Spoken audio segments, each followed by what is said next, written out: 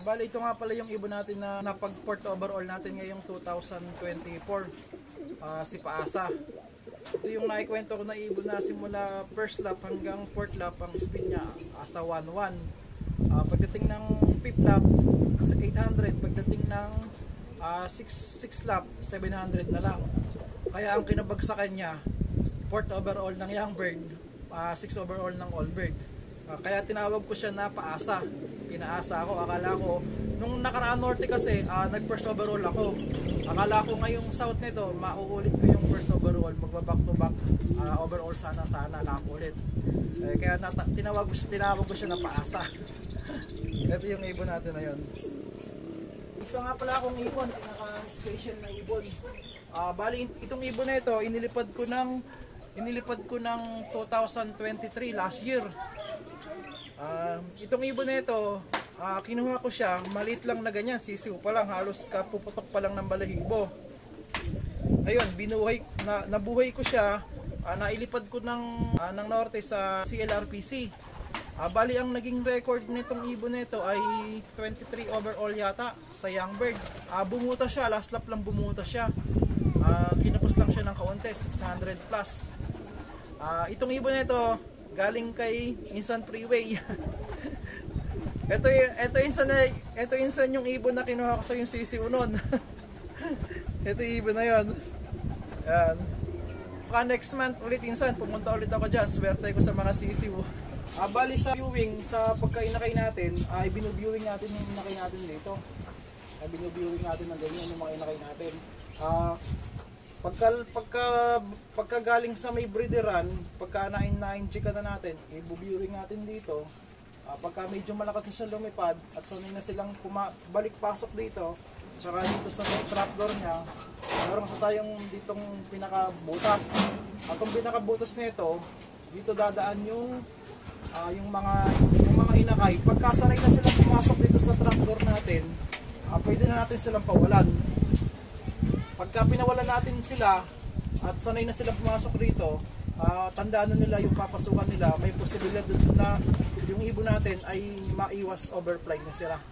Bali naman sa pag-prepare naman natin, sa pagkayari natin na mag-viewing ng ibon, sa pagpaparouting naman ng mga young bird natin, yung young bird natin pagka mga 1 week o 2 weeks na silang rumorouting, siguro mga 10 minutes, susunod na araw 15, 20 hanggang sa ma-reach nila yung 30 minutes na daily routine nila sa umaga. Tapos sa tanghali pumapasok ko, hindi na ako nakakapag-look fly ng tanghali. Hapon na ulit, sa hapon ulit 30 minutes. Pagka nakapagpa-routine na tayo ng hapon ng 30 minutes, umaga 30 minutes, yun, pwede natin silang isabak sa training. Bali ang training natin halos siguro muna 10 kilometers, 15 kilometers, 20 hanggang sa 50 kilometers lang ang magiging tossing natin. 50 kilometers yun sa pagka tossing tayo ng 50 kilometers, medyo matibay-tibay na yung ibon natin nun. Sa pag-toss naman, lalo na sa pagka-derby na. Pagka-derby, kailangan natin ng toss. Siguro 50 kilometers ang magiging toss natin. Merkules, Webes ang toss natin. Bali yun yung pinaka daily routine ko dito sa loop ko. Yun yung ginagawa ko sa mga ibon ko simula sa pagka inakay hanggang sa lumipad na sila. Bali ito naman ang tips ko sa mga newbie na gustong mag-alaga ng kalapati at mapalakas nila yung kalapati nila hanggang sa makarating sa point race ng kalapati.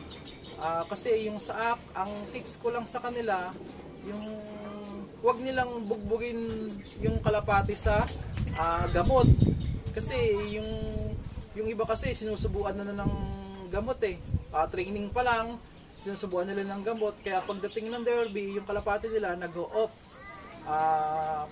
Tips ko lang sa kanila, hayaan lang nilang mag-routing lang.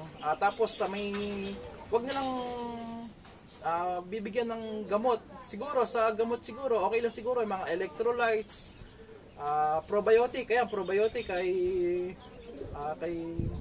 Ariel C. Catolome. Yan. effective yung probiotic niya. Pwede siya mag-alternate na lang sila, probiotic tsaka electrolytes.